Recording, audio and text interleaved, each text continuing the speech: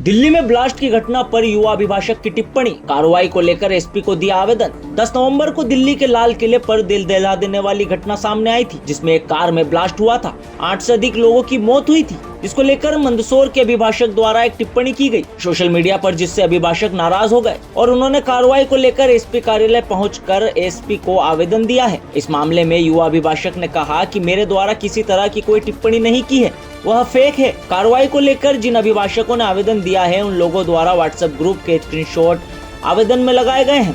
फिलहाल इस मामले में जांच जारी है।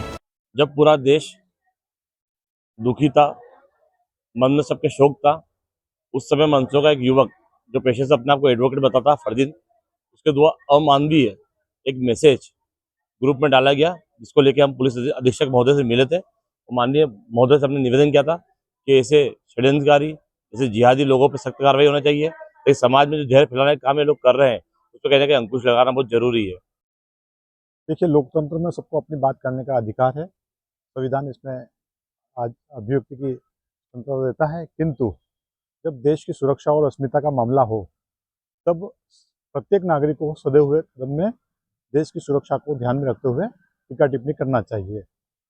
हाल ही में दिल्ली में जो घटना हुई है, उसमें एक वकील साहब ने, यहाँ पर जो युवा वकील साहब हैं, उन्होंने भड़काने के इस दृष्टिकोण से एक व्हाट्सएप सोशल मीडिया में एक आपत्तिजनक वो न्यूज़ चलाई, जिसकी वजह से जिसमें जो ग्रुप में लोग थे उनका आक्रोश भड़का।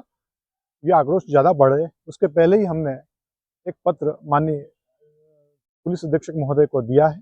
इसमें इस जो लड़का है, संबंधित लड़का है, इसकी क्या विचारधारा है, क्या इसमें संदिग्ध गतिविधियाँ तो में तो लिप्त नहीं है, क्या इसमें जिहादी मानसिकता के तत्व तो नहीं पाए जाते हैं। इस तमाम मामले में सूक्ष्मता से निगरानी करना चाहिए, क्योंकि ये मामला बहुत देश से जुड़ा हुआ मामला है, इसलिए बहुत सधे हुए कदम में बात करना चाहिए। हमने माननीय पुलिस अधीक्षक महोदय से कहा है कि जो संबंधित लड़का है और जो भी इस संबंध में इससे जुड़े जितने भी लोग हैं, उनके संबंध में सूक्ष्मता से जांच की जाए, निगरानी किया जाए, जिससे कि आने वाले समय में कहीं ऐसी कोई मानसिकता के लोग हैं, उनको यहाँ पर ही दबा दिया जाए। कि जो मैसेज चल रहा था, वो मैसेज एक्चुअली में दूसरा था, जिसमें बीजेपी और कांग्रेस के संबंध में बातें हो रही थी। और उस मैसेज में जो हमारे द्वारा बात की जा रही थी, उसमें कुछ वकील ऐसे थे जो हमारे शायद प्रतिद्वंदी है। उन्होंने क्या करा, उन्होंने उस मैसेज का स्क्रीनशॉट लिया और एडमिन द्वारा वो मैसेज जब डिलीट किया गया, उसको उन्होंने मैनिपुलेट करा पूरी तरीके से, जिसका प्रमाण मेरे पास ये है कि ये मैसेज आप इस पे जूम करके दिखाइए थोड़ा। ये मैसेज जब व्हाट्सएप पे होता है तो इसको एक अलाइन में आना चाहिए पूरा मैसेज। और ये फर्स्ट वाला जिसमें ये गलत बात लिखी गई है, क्योंकि मैं भी भारत का नागरिक हूँ, मैं ऐसी बात अपने देश के लिए नहीं करूंगा। ये पूरा टेढ़ा जा रहा है, आप खुद देख सकते हैं, ये टेढ़ा जा रहा है। इसके अलावा जब एक से ज्यादा मैसेज किसी व्यक्ति द्वारा किए जाते हैं, तो उसका जो प्रोफाइल फोटो रहता है, डीपी जो रहता है, वो सबसे लास्ट वाले मैसेज पे दिखाई देता है। और यहाँ पर वो सबसे पहले वाले मैसेज के सामने उसको दर्शाया गया है। यानी अपन साफ देख के बता सकते हैं कि इस फोटो को पूरी तरीके से मैनिपुलेट करा गया है, इसको गलत तरीके से टाइप करके निकाला गया है। इसके अलावा एक बहुत अच्छा प्लेटफॉर्म अभी चल रहा है, चैट जीपीटी, जो एआई का बहुत समझदार अच्छा माध्यम है। उस पर जब मैंने फोटो डाला और मैंने उससे पूछा कि क्या ये फोटो मैनिपुलेटेड है, तो उसका जवाब ये आया, उसने 5 आधारों पे इसको मैनिपुलेट बताया गया है। सबसे पहला आधार भी आप दिखाइए इसको जरा, कि टेक्स्ट क्लियरिटी इनकंसिस्टेंसी। जो टेक्स्ट इन्होंने मॉर्निंग न्यूज ब्रीफ करके जो पूरी हेडलाइन है, ये इनकंसिस्टेंट है, यानी उस फोटो के अंदर ये कोई मैच नहीं हो रहा है ना। उसके अलावा दूसरा, फॉन्ट मिसमैच। जो फॉन्ट जो होता है, जो मेरे नीचे के 3 मैसेज में जो फॉन्ट यूज किया गया है, और जो पहले मैसेज में जो गलत मैसेज है जो मेरे द्वारा नहीं टाइप किया, उसमें जो फॉन्ट है, वो दोनों फॉन्ट अलग अलग है। इसके अलावा तीसरा है टाइम स्टैम्प अलाइनमेंट। ये तीसरा इन्होंने एक माध्यम ले रखा है। चौथा माध्यम है कि जो नाम के आगे मेरे जो अक्षर यूज किया गया है मेरा नाम लगाने के लिए, वो व्हाट्सएप उसको अलाउ करता ही नहीं है नाम के आगे लिखने के लिए।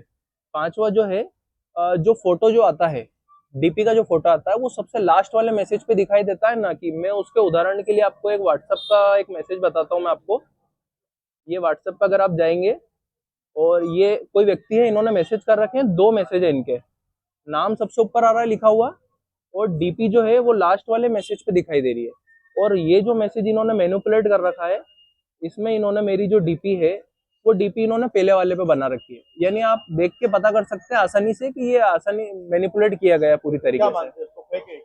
ये पूरी तरीके से फेक है। ये मेरे जो प्रतिद्वंदी वकील जो है जिनको शायद थोड़ी सी मेरे काम की वजह से थोड़ी सी जलन की भावना है, उस चीज को लेते हुए इन्होंने उसको मैनिपुलेट किया गया है। आपके द्वारा नहीं किया गया? ये मेरे द्वारा ये बिल्कुल नहीं लिखा गया है। इसके अलावा इसमें जो बात लिखी गई है, अगर कोई ये कहता है कि ये तो फॉरवर्ड किया गया है इस वजह से फॉन्ट अलग है, तो फॉरवर्ड करने पे यहाँ ऊपर फॉरवर्ड का निशान आता है, फॉरवर्डेड, वो निशान भी यहाँ से कहीं तक नहीं है। मैं तो ये चाहता हूँ कि जिन भी लोगों ने शिकायत की है शायद वो मेरे सीनियर ही है, मैं उनके खिलाफ कोई कार्रवाई नहीं चाहता हूँ, मगर मैं भी ये चाहता हूँ कि इस तरीके से बार बार किसी व्यक्ति विशेष को, वर्ग विशेष को, समुदाय विशेष को निशाना नहीं बनाया जाए।